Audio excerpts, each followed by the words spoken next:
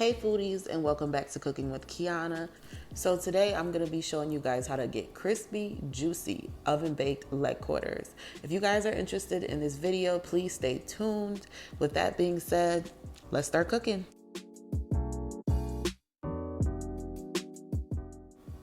So I'm going to start off by combining all of the seasonings that we're going to be using for this chicken.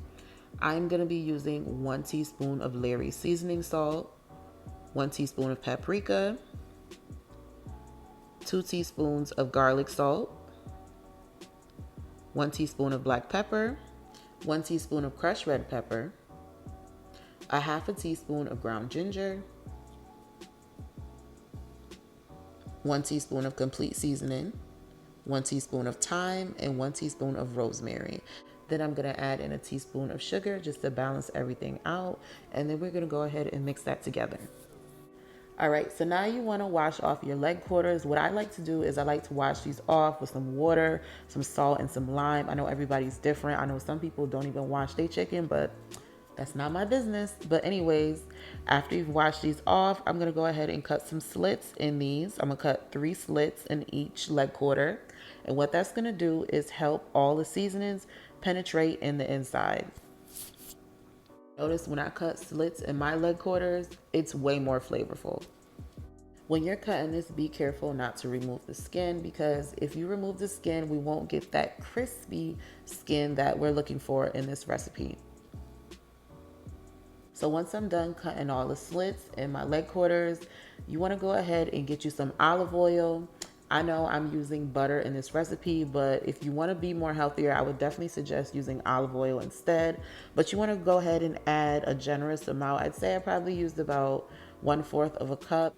It's just going to help those juices really get into that meat. So at this point, I'm going to go ahead and add my seasoning. And of course, I'm going to season both sides. Why? Because we eat both sides. You can add as much or as little seasoning as you want. You just want to make sure that seasoning really penetrates and gets inside that chicken. Meaning, after we season it, you want to go ahead and make sure you have freshly washed hands, or you can get some gloves. Well, obviously, you want to wash your hands before you put the gloves on. But you really want to make sure you massage that seasoning into the chicken. Like, make sure you get in all the creases and the crevices. Make sure you get into the little slits that you cut open. You just want to make sure there's seasoning all over. So now I'm going to add in a packet of sazon just to enhance that flavor a little bit. And now I'm going to go in with my hands and mix everything together. Don't be alarmed by the amount of seasonings. Majority of the seasonings that I use are just spices and herbs. So once you finish rubbing that all in and you have gotten all up in there with those seasonings, I'm going to go ahead and cover this with some foil and let this marinate overnight. If you can't do overnight, at least aim for 3 hours. Once that's done marinated, you want to go ahead and get you a pan and add a little bit of olive oil to that pan. Again, guys, I don't have olive oil, so I'm using vegetable oil, but I would suggest using olive oil for this recipe. Once you're done placing all your leg quarters in the pan, you want to go ahead and just cover that with foil, and we're going to place that in the oven on 350 for about 45 minutes. Make sure it's covered. That way our chicken does not dry out and it stays nice and juicy. As you can see, this chicken is really moist and juicy, and it's made a beautiful chicken stock at the bottom. What I'm going to do is I'm just going to brush all of that excess oil and juices from the bottom onto our leg quarters.